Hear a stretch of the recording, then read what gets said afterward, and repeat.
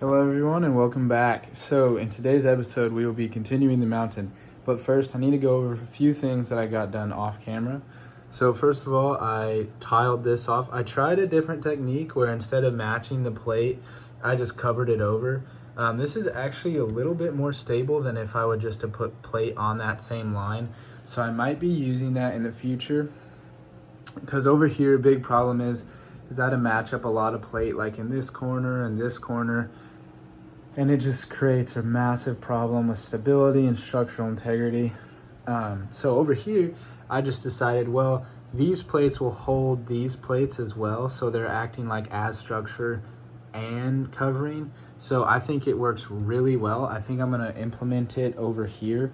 Now the nice thing about over here is it's gonna be a little modular where it's just 16 by 16 plates, so I don't really need to do it for this area, but for right here and the mountaintop, and then of course over here, it's going to be instrumental in building this. So hopefully this will all work out. And then without further ado, let's get into the mountain building. We're gonna have to figure out a little bit of something to do with the variation in height, but we can figure that out. So let's get into the video.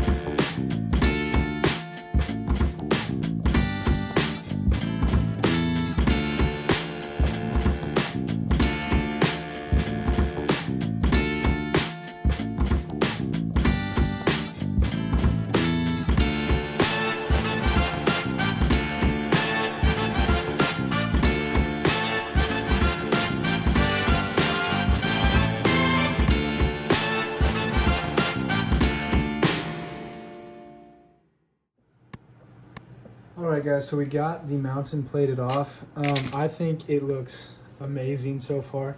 So we're gonna have to take a break here until we get more plates to keep going.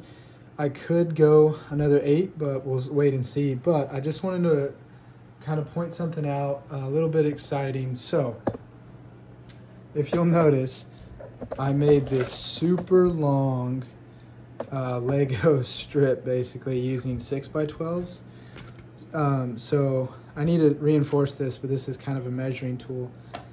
I lucked out. So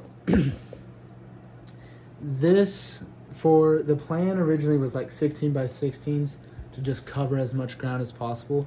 Well, that works for the most part.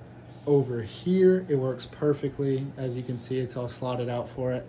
Back here sort of works. This is a little off. I'll have to get there when I get there.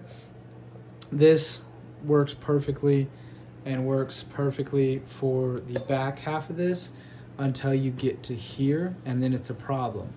Well, right here, since this goes over a couple bricks, it actually goes over 4, and it's perfect for this super long piece.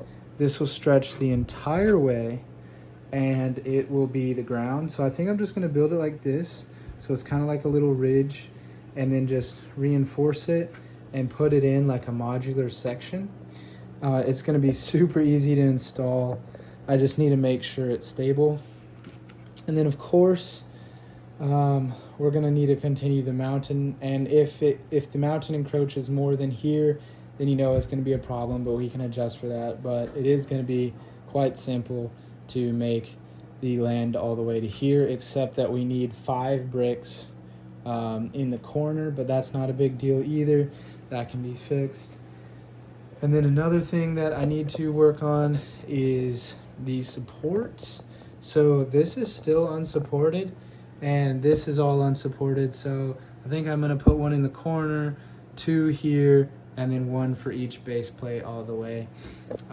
But that's probably going to be it for this episode. We got a ton of mountain building done, and thank you guys so much for watching, and I'll see you in the next one. Bye. All right, guys. So to start this episode off, I just want to show you a few things before we get into the building. So I have added all of the supports needed for this area and the 16 by 16 plates. I've held off over here because I'm still waiting for that order to put in all of those lattice structures and stuff that I bought. So for now, this is the support pillars for the lower section. And then today we will be continuing this mountain as far as we can. But before we get into that, while I was waiting for parts to come in, I decided to kind of work on some of my clones and kind of make them a little cooler. So this is my ARC Trooper squad.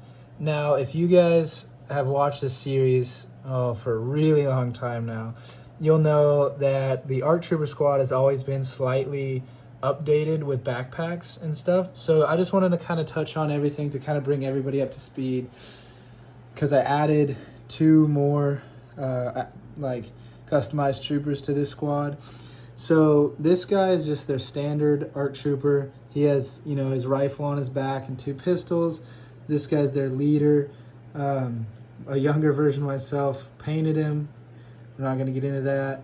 And then this one is their demolition. So he has gray arms as well as, you know, explosives and a rocket launcher and his rifle.